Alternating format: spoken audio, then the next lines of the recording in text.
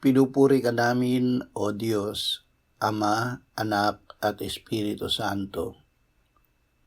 Salamat, Ama, na ibinigay mo sa amin si Jesus na iyong anak, na namatay para sa aming kasalanan, iyong muling binuhay, iniakyat at iniluklok sa iyong kanan sa langit. Salamat na ibinigay mo sa amin ang iyong banal na Espiritu, at sa pamamagitan niya ay ibinuhos mo ang iyong pag-ibig sa aming puso.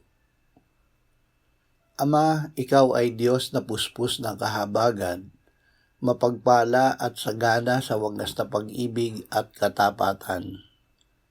Gawin mo na mamuhay kami sa iyong biyaya at layuan ang kasalanan, habang nagtitiwala sa iyong pagiging laging mapagpatawad. Mananalig kami na ang iyong katapatan ay mananatili sa amin at sa aming susunod na salinlahi. Amen.